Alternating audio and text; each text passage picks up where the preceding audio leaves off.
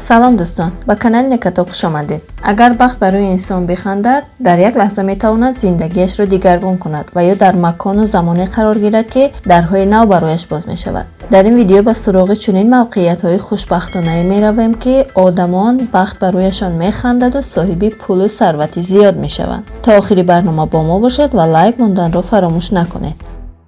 тамошобиёни гиромӣ, агар шумо варзиши сарфаҳм равед, шумо на танҳо аз тамошои онҳо ҳаловат мебаред, балки дар муҳорибаҳои онҳо метавонед пул кор кунед. барои ин кора кардан шумо бояд дар ширкати 1x даромада ба ссилкаи дар зери ҳамин видео буда даромада регистратсия кунед. дар вақти регистратсия пурра гузаред ва инчунин промокоди некара истифода баред ва барои ин кор шумода 5000 рубл бонус дода мешавад бе пул, яъне шумо медоред истифода мебаред.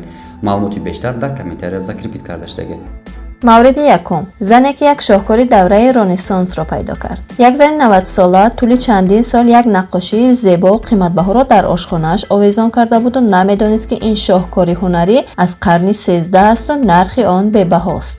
این هنری 700 ساله به صلیب کشیدن حضرت عیسی مسیح را به تصویر کشیده و هنری دست یک نقاش فلورانس بوده است. البته زن از این موضوع خبر نداشت و وقت خواست خانه و وسیله‌های درونی آن را فروشد، یک هنرمند به مقصد خرید این نقاشی به خانه‌اش آمد و حقیقت را به او گفت. به فکر شما نرخ این نقاشی چند است؟ با وجود آنکه این نقاشی بیچاره سالهای دراز در یک آشخانه گرم چنگ و خاک می‌گرفت، اما به نرخ 26 میلیون دلار فروخته شد. این بلندترین نرخ یک نقاشی از دوران میانه است. بله، با فروختن این آثار هنری این پیرزن میتواند که برای خودش یک قصر خرد و دیگر در این خانه زندگی نکند.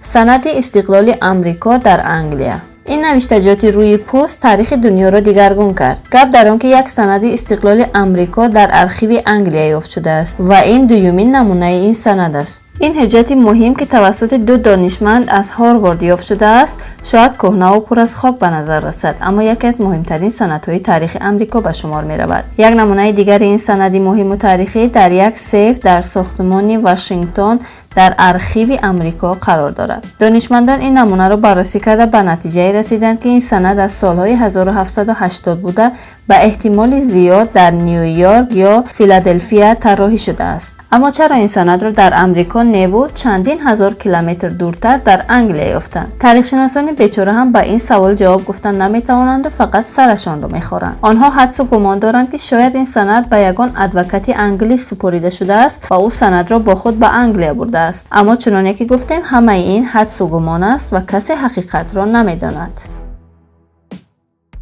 مورد سوم، گلدان باستانی در حجره زیرزمینی. این گلدان چینی به قرن 18 میلاد تعلق دارد و چندین سال در یک قوطی پاپوشی قرار داشته است و صاحبانش هم خبر نداشتند که این گلدان چقدر ارزشمند است. جالب است بدانید که این گلدان در یک حجره زیرزمینی در خانه در فرانسه یافت شده است که قرن 18 آن را برای ملکه ساخته بودند و یکی از مهمترین اشیای باستان در کشور چین به حساب می رود. جالب ترش این است که این گلدان خیلی خاص است و کسی به مانند آن را نیافته است. به همین خاطر نرخش خیلی بلند است. درباره فروختنش هم باید بگوییم که کلکسیا دارها و ثروتمندان فرانسه مدت زیاد با هم بحث کرده، سپس آن را با 20 برابر نرخ اولش، یعنی به مقدار باور نکردنی 20 میلیون دلار خریدند. ولی این موضوع سبب شد که این گلدان قیمت‌ترین شیء تاریخی چین به حساب رود.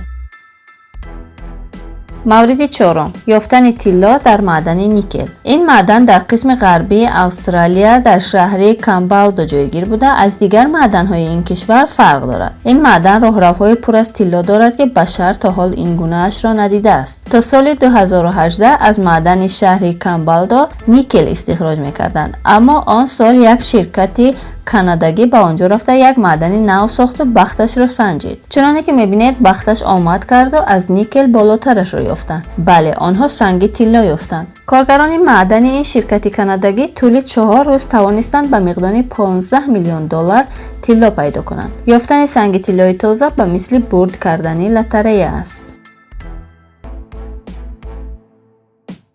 مورد پنجم، مردی که در پس دیواری خانه‌اش کمیک‌های کمیاب را یافت. یک روز در مینیسوتا در آمریکا در دیواری خانه‌اش مرد یکمین نمونه کتاب‌های کمیک اکشن را می‌یابد که حیران می‌شود. این کتاب اولین نشر مجموعه است که سوپرمن را به تصویر درآورده است. میگویند که این کمیک اولین کتابی کمیک در طول تاریخ بوده، خیلی با ارزش است. خلاصه چنین شد که دیوید گونزالز در وقت تعمیر خانه‌ای که با نرخ $10,000 خریده بود، یک کتاب یافت که نرخش $175,000 بود. میگویند از چاپ اول این کتاب فقط 100 نسخه وجود دارد و بسیاری آنها در گذر زمان از بین رفتند و یا در حالت خوب نیستند. همین موضوع سبب شد که آن مرد 10 برابر پولی که برای خرید خانه داده بود را به دست آورد.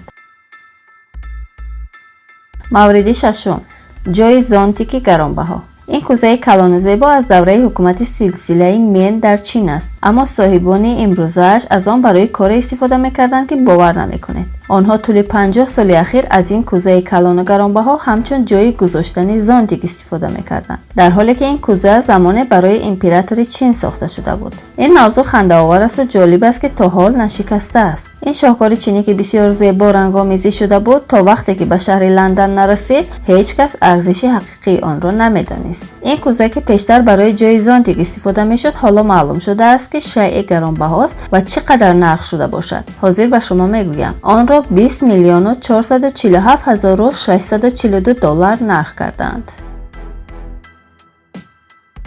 مورد هفتم، ماهیگیری که یک شاهبوی کلان را یافت. یک ماهیگیری تایلندی این شاهبوی کلان را یافت که بختش در حقیقت بلند بوده است. شاهبو یا عنبر یک ماده خاکستر رنگ خوشبوست که در معده ماهی تولید می شود و بعد ماهی آن را قی می کند. بعضی ماهیگیرها بعد شکار ماهی آن را از شکمش می گیرند، اما این ماهیگیر شاهبو را در ساحل کوه سیمون در جزیره های تایلند پیدا کرد. این ماهیگیری 55 ساله یک شاهبوی کلان یافته بود و همه میگویند که این کلانترین شاهبویی است که یک ماهی قی کرده است. این ماده خیلی با ارزش و گرانبهاست و ماهیگیر صدها هزار دلار پول به دست می آورد. او تا آخر عمرش دیگر مجبور نیست که ماهیگیری کند. از شاهبو برای تولید عطر استفاده میبرند و کمپانی شانل آن را با نرخ خوب میخرد. شاهبو سبب می شود که عطر در روی پوست بیشتر ایستد و بوی آن دیرتر گم شود. از شاهبو در زمانهای قدیم برای ساختن بخار استفاده میکردند. خلاصه که اگر یگان روز این چیز عجیب را در ساحل دریا یافتید، حتما آن را با خود بگیرید چون که خیلی ارزشمند است. مورد هشتم، کشف کریستال های سرخ. کوههای آتشفشان مثل معدنی سنگ‌های گران ارزش هستند و در بین ریزه‌پاره‌های آن چیزهای با ارزش یافتن ممکن است. این ویدیو از یک کانال یوتیوب با نام کریستال هانتر است و در آن بلاگرش به جایهای گوناگون رفته سنگ‌های با ارزش را می‌کاود. در این ویدیو هم به سراغ سنگ‌های آتشفشان رفته در بین آنها یک سنگ با ارزش سرخ را یافت. این سنگ خیلی زیبا و با ارزش است و این بلاگر پول خوبی را به دست آورد.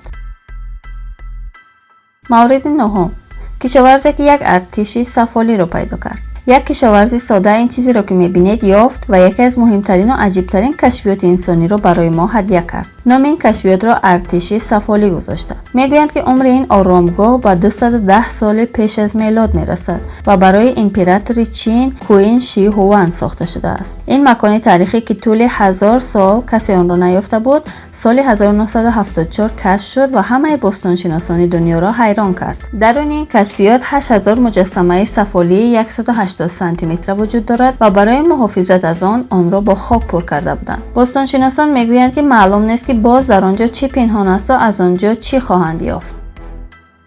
تشکر دوستان که تا آخر ویدیو با ما بودید. برای بخبر نماندن از ویدیوهای نوبتی ما با کانال ابونه شوید. لایک ماندن را فراموش نکنید.